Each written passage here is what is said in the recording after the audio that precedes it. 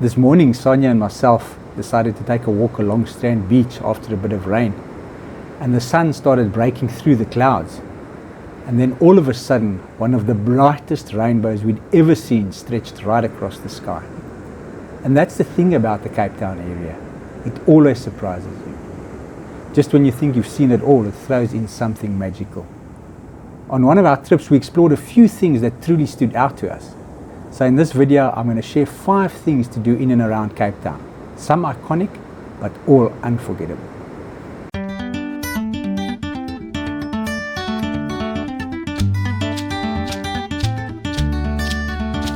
Good morning from Tamboet.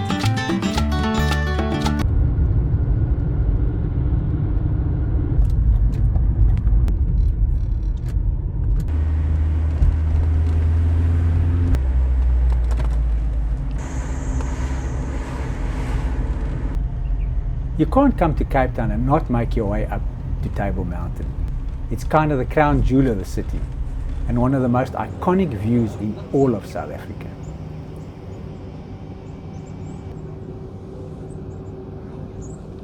We were fortunate. We visited on a clear day, absolutely perfect for a trip up the Cableway. You can hike if you're feeling adventurous, but we weren't. We took the classic route, the Table Mountain Aerial Cableway. Thank you so much.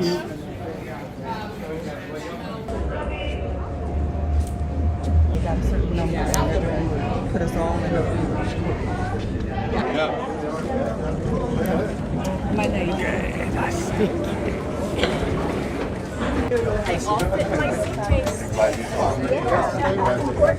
It's a smooth ride up, and the floor inside the cable car actually rotates as you go. So you get a full 360-degree view without having to shuffle around like you used to when they had the old cable car.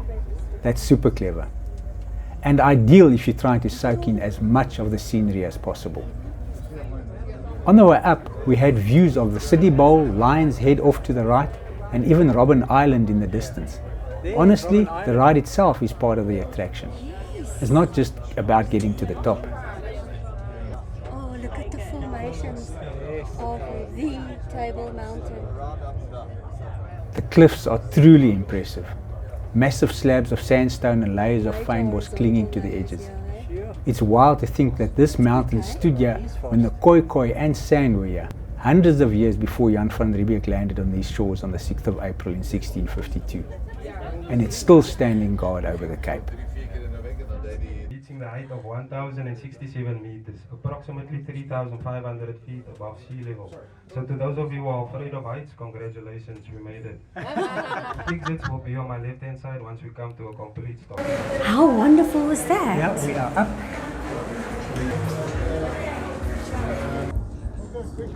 Once we reached the top, the views just burst into view in every direction. We wandered along the pathways, took in the ocean stretching all the way to the horizon.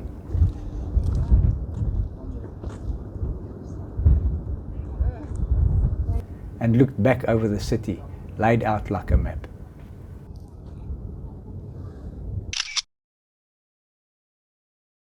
Sometimes clouds roll in and spill over the edge of the mountain like a waterfall. That's the so-called tablecloth. It's eerie and beautiful all at once. Luckily on our visit the sky was clear and gave us those postcard perfect views.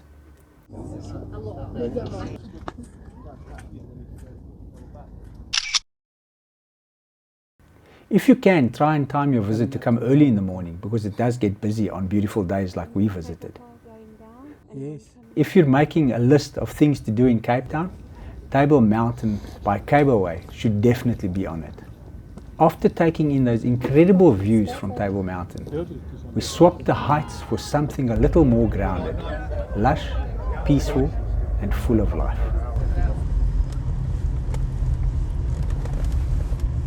There's something very special about Kirstenbosch. You don't expect a place this peaceful to sit right on the edge of a big city, but here it is, tucked against the slopes of Table Mountain, where nature pretty much shows off. As soon as you walk in, everything just slows down.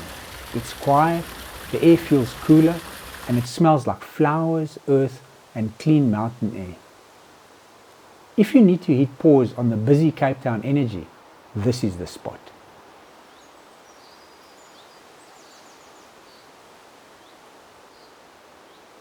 Kirstenbosch is all about indigenous plants. Everything here is native to Southern Africa. And honestly, you don't have to know anything about botany to enjoy it. The variety is insane.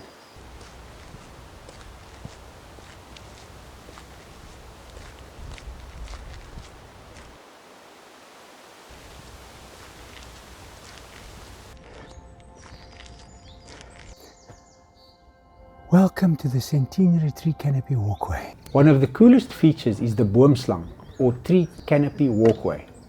It winds through the treetops like a snake, hence the name, and gives you a raised view over the gardens with Table Mountain looming in the background. It's not too high, but just high enough to feel like you're floating through the forest.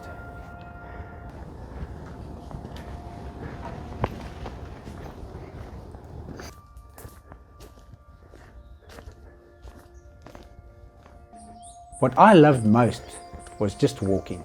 There are tons of little paths, some formal, others more wild. You can find a quiet bench, sit under a tree and just listen to the birds. Even pack a picnic basket. Honestly, I could have stayed all day.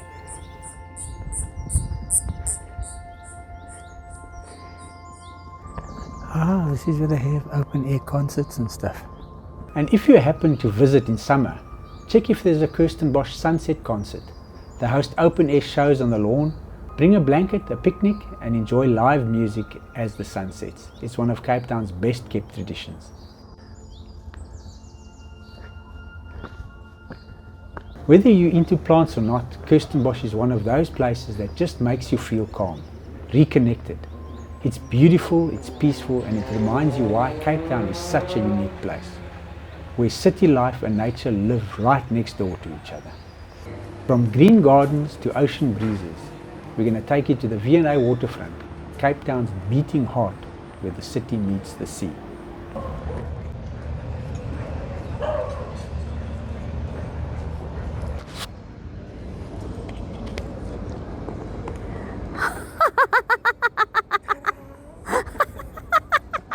We've been to the city of Cape Town many times and somehow we always end up back at the V&A Waterfront.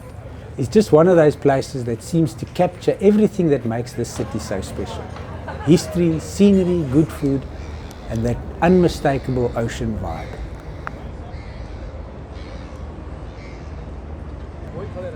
The waterfront's always buzzing. You've got the sound of seagulls, street musicians playing,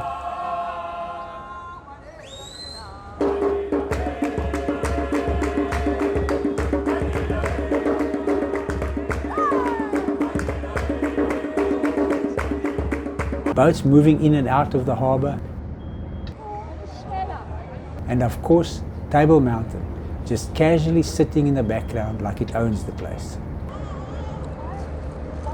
We love walking across the swing bridge near the old clock tower, which by the way dates back to 1882.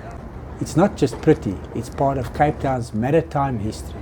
From here it's just a short walk to the Cape Wheel if you're keen for a little ride and some amazing aerial views.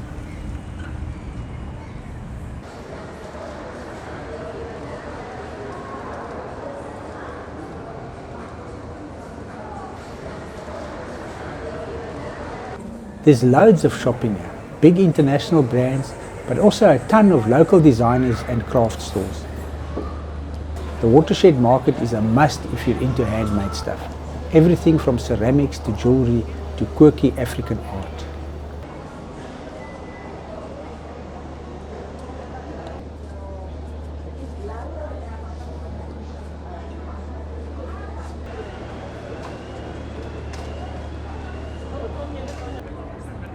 But for us, it's always about the food. There's something for every budget. Whether you're grabbing a quick bite from the food court or sitting down at one of the restaurants alongside the water's edge. We had lunch with this ridiculous view of the boats and the mountain. It doesn't get more Cape Town than that. The Robben Island ferries leave from here too, and of course there's the Two Oceans Aquarium which you can see. The V&A Waterfront isn't just a tourist spot, it's a piece of Cape Town's heart. Whether you're here to explore, eat, shop or just relax with a view, you'll find your own rhythm here. And chances are, you'll come back again. The famous red bus also leaves from the V&A Waterfront, and that's what we're going to show you next.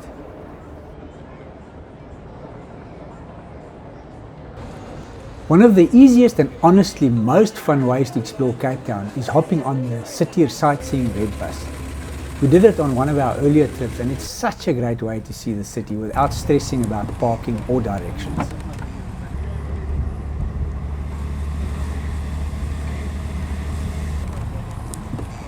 You can grab a seat up top, plug in the headphones and just sit back while the city unfolds around you. The audio guide is actually really informative. You learn things about Cape Town we'd never heard before, even after visiting a few times. The bus hits all the major spots: Table Mountain, Camps Bay, Signal Hill, Boerkaap, the waterfront and more. You can hop off, explore for a while and then catch the next bus. It's like a build your own adventure tour.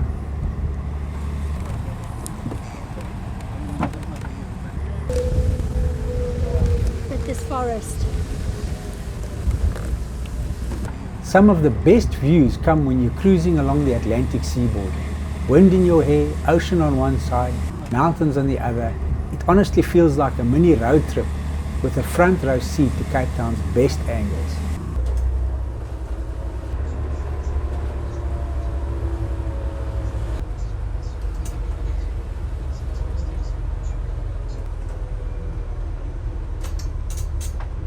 So we just hopped off the bus now here in Camps Bay and we've decided this is where we're going to have something to eat. Look, here's another bus already. Yes.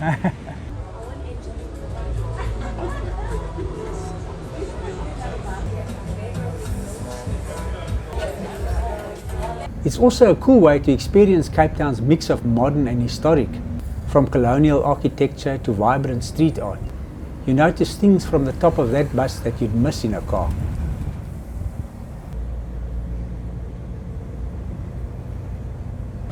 And we also did the sunset bus tour, the golden hour.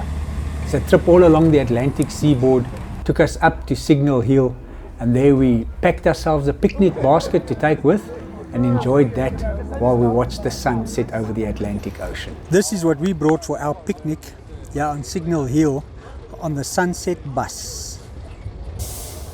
With a bit of a cloudy sunset, but we're still going to enjoy it. So whether it's your first time in Cape Town or your 10th, the red bus makes everything easy. It gives you a fresh look at the city you think you already know. Now that we've showed you Cape Town by bus, we've decided to go even further. We're going to go to dramatic cliffs and crashing waves at the very tip of the Cape. Oh, how pretty this is.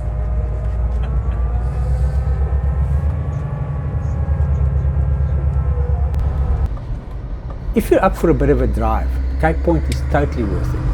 It's about an hour and a bit from Cape Town, depending on how often you stop. And trust me, you'll want to stop.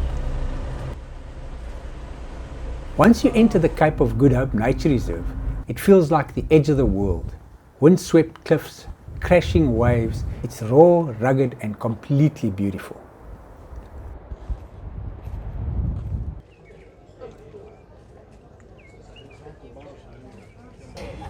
You can hike to the top or take the Flying Dutchman funicular up to the old lighthouse. We took the Dutchman, but the views are spectacular. Everywhere you look, it just gets better. Beautiful, eh? Is that not Cape of Good Hope? I think so. Yes, me too. Yes, it is. At the top, you're rewarded with 360-degree views of endless ocean and towering cliffs. Many people believe this is where the Atlantic and Indian Oceans meet, but it's Cape Agulhas that marks the official geographic divide between the two oceans.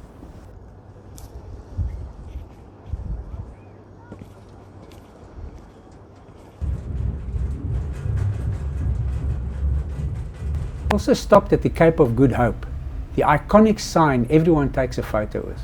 It's the most southwestern point of Africa. It's windy, wild and dramatic. Everything feels bigger out here.